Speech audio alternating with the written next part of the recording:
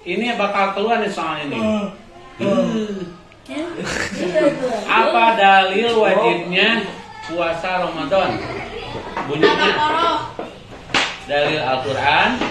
Ya ayyuhalladzina amanu kutiba alaikumusiyam kama kutiba alal ladzina min qablikum la'allakum tatakun. Orang beriman telah diwajibkan atasmu berpuasa atau sahur, ya. Kama kutiba alal ladzina min qablikum, seperti telah diwajibkan puasa itu kepada umat-umat sebelummu. Berarti umat sebelummu itu siapa? Bisa nenek moyang kamu, bisa Nabi Muhammad, bisa sebelum Nabi Muhammad, ya, sejak nabi-nabi dulu, ya. La'alakum tatakun, agar kalian menjadi orang-orang yang bertakwa, ya, tujuannya. Terus dalil hadisnya gimana bunyinya? Man soma. Man soma. Man soma. Baca. Man soma. Barang siapa yang saum? Ramadana. Di bulan Ramadan. Di mana? Dengan dasar iman. Wahtisaban. Dan mengharapkan pahala dari Allah. Gufirolahu, akan diampuni baginya.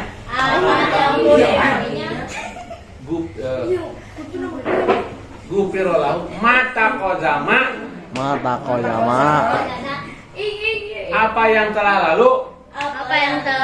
Min dambihi, dari dosa-dosanya.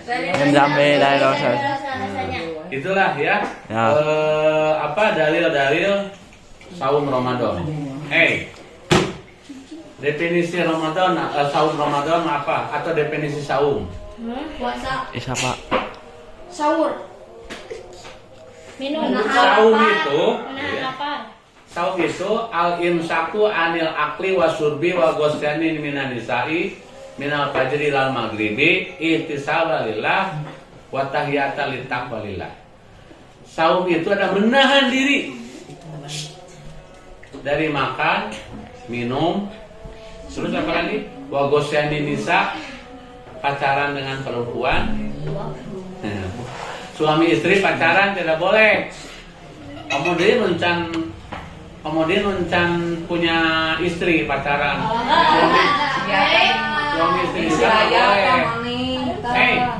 Dengerin ya. Minal fajri la maghrib, dari fajar sampai maghrib. Gitu. Untuk menyiapkan diri menjadi pribadi-pribadi yang mutakin. Hadis-hadis masih apa? Hadis yang akan dipertanyakan yaitu dari mulai kelas 4, 5, dan 6 yang pernah diajarkan, ya. Hadis-hadis yang pendek itu harus hafal, ya. Seperti hadis yang pendek seperti tangan di atas lebih baik daripada tangan di bawah. Bagaimana bunyi Arabnya? Lupa lagi ya. Yadul ulya khairum mina yadis supla. Tangan di atas lebih baik daripada tangan di bawah. Apa pengertiannya? Tangan di atas apa pengertiannya? Memberi. Tangan di bawah? Berarti memberi lebih baik daripada meminta. Nah, terus wa khaliqin nas bihulukin hasanin. Masih ingat? Wa khaliqin nas bihulukin hasanin, rawahu Muslim. Apa artinya? Lupa lagi kan? Wa khaliqin nas, bergaulah dengan manusia. Bergaulah dengan manusia dengan akhlak yang baik. Ya, khaliqin nas, bergaul dengan manusia, bihulukin, dengan huluk, dengan akhlak hasanin yang baik. Terus ada lagi hadis tentang sombong.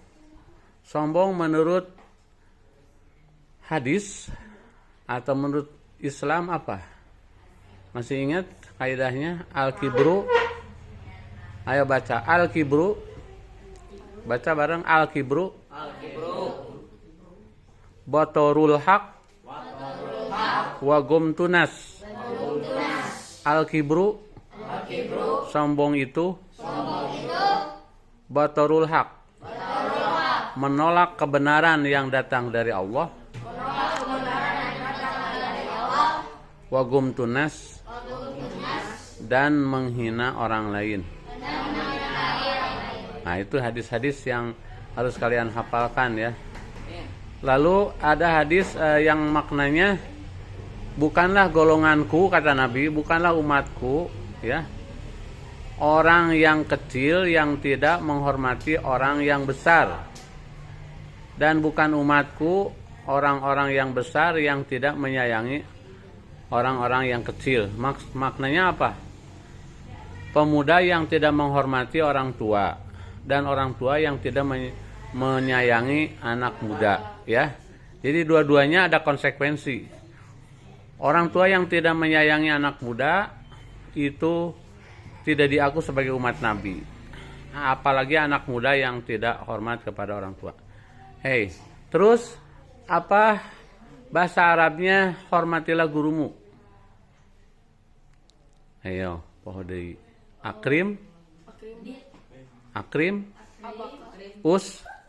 tazaka.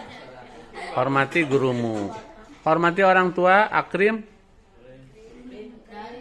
abaka, wa umika. Ya. Man salaka torikon. Yaltamisu bihi ilman. Sahalallahu lahu torikon ilal jannah. Man salaka torikon. Barang siapa yang berusaha keras untuk mencari ilmu. Jadi man salaka torikon yaltamisu bihi ilman, artinya barang siapa yang berusaha keras, misalnya ada kesibukannya itu diabaikan demi untuk mencari ilmu, gitu ya. Jadi tidak ada alasan untuk tidak mencari ilmu, itu berarti yaltamisu bihi ilman, berusaha keras untuk memperoleh ilmu. Sahalallahu, Allah akan memudahkan. Thoriqon ilal jannah, jalan menuju surga. Nah, seperti itu ya. Kemudian pertanyaan berikutnya adalah layadhulul jannata man kana fi qalbihi misqala dzarratin. Masih ingat tadi situ? Itu di kelas 5 tuh. Ada hadis itu. Ya, layadhulul jannata man kana fi qalbihi misqala dzarratin titik-titik. Titik-titiknya itu apakah min kibrin, min sogirin, min jadrin, blanknya, tapalnya. Jadi kia, di kelas 5 itu diajarin. Oh, layadhulul jannata, sok. Tidak akan masuk ke dalam surga. Man kana fi qalbihi, barang siapa yang di dalam hatinya misqala dzarratin, ada sebesar zarah. Tahu zarah? Benda yang paling kecil zarah. Sikit sawi, biji sawi ya, atau lebih kecil dari itu. Min kibrin, dari kesombongan. Nah, jadi tidak akan masuk surga orang yang di dalam hatinya ada nyangkaruk, ada terbersit rasa sombong. Jadi sombong itu harus bebas sama sekali ya dari hati manusia, seperti itu. Oke? Terus pertanyaan berikutnya tentang hadis, ya. Tadi apa? Tangan di atas lebih baik dari tangan di bawah. Udah ya. Artinya orang yang memberi itu lebih baik, lebih mulia daripada orang yang menerima. Jika berkata-kata berdusta. Jika berjanji ingkar. Jika diamanati dihianati. Tanda orang-orang apa itu? Munafik ya. Bagaimana bunyi hadisnya? Hadisnya ayatul munafiki. Ayo. Ayatul munafiki salah satu. Tanda-tanda munafik ada 3. Iza hazasa kazaba. Apabila ngomong suka berdusta. Wa iza wa'ada. Apabila berjanji. Akhlafa. Suka ingkar. Wa iza atumina. Jadi wa dan iza apabila tumina diamanati gitu. Wa iza atumina apabila diamanati khona suka mengkhianati. Nah, itu tanda-tanda munafik itu ya. Tapi kalau misalnya suka ngomong bohong tapi tara ingkar janji, tara mengkhianati amanat, itu hanya baru gejala ya, gejala munafik. Atau lihat dalam surat An-Nisa ayat 142 ya. Innal munafiquna yukhadi'unallah. Sesungguhnya orang munafik itu hendak menipu Allah ya, dan Allah akan membalas tipuannya. Dan tanda-tanda orang munafik itu idza qoma ila sholati qamu kusala. Apabila berdiri untuk salat, orang munafik mah suka kusala, kusiwal. Tahu enggak kusiwal? Kusala itu artinya ingin buru-buru beres, tidak khusyuk. Heuai tadi dikepin heuai wae. Nah, kalau salat suka heuai wae malalak heuai ya. Ingin buru-buru beres, tidak khusyuk. Apalagi buru-buru dan hatinya tidak ikhlas. Itu sifat-sifat orang munafik. Tahukah kalian salat apa yang paling berat bagi orang munafik? Dan Isya, betul. Jadi salat yang paling berat bagi orang munafik. Kalau kita merasakan hal itu, hati-hati, berarti penyakit munafik mulai menjalar ya. Kenapa salat Isya malas? Karena salat Isya itu keburu ngantuk. Kenapa salat subuh malas, berat? Karena masih ngantuk. Betul? Ya. Salat subuh siapa yang suka di masjid di awal waktu? Benar. Iya, si Kevin si David pasti karena sama ayahnya diajak ya. Makanya ayah-ayah kamu itu harus ngajak kalian. Ya. Harus hidung udah gede. Tahu hidung bukan hidung. Sebelum adzan subuh sudah bangun jam 3. Bangun jam 3, sholat tahajud dulu. Pak, sholat subuh jam 5 sah. Sholat subuh jam 5 masih sah. Tapi malaikatna geus balik. Amun setengah genep Pak. Setengah genep pinang. Jam 8 pagi juga sholat Isya sah. Kalau kesiangan dari abis Isya tidur hudang jam 8. Kumaha tuh Pak abi mineng sholat subuh setengah genep? Nah, itu harus diperbaiki, itu penyakit nifak itu. Jadi jam 3 bangunnya ke air beol heula ya. Kencing dulu, wudu, sholat 4-4-3.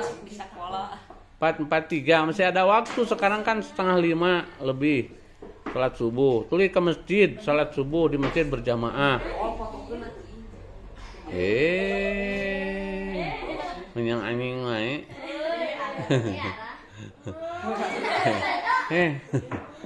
Ya, jadi sholat subuh itu disaksiin 2 malaikat. Malaikat malam dan malaikat pagi. Lihat di dalam surat Al-Isra. Aqimis sholata liduluki syamsi ila ghasaqil laili wa qur'anal fajr. Innal qur'ana fajri kana mashuda. Ya. Tadi tenan aqimis sholata liduluki syamsi ila ghasaqil lail laksanakan sholat dari pagi sampai sore, ya. Wa Qur'ana, Quran dinyata sholat subuh. Inal Quran fajri kana masuda. Sesungguhnya sholat subuh itu disaksikan malaikat malam dan siang itu bergiliran itu di waktu kita sholat subuh. Nih, di waktu sholat subuh itu malaikat teh hadir dua-duana, ya. Makanya termasuk sholat yang paling istimewa sholat subuh di awal waktu. Harus merasa nikmat sholat di masjid berjamaah. Oke? Seperti itu.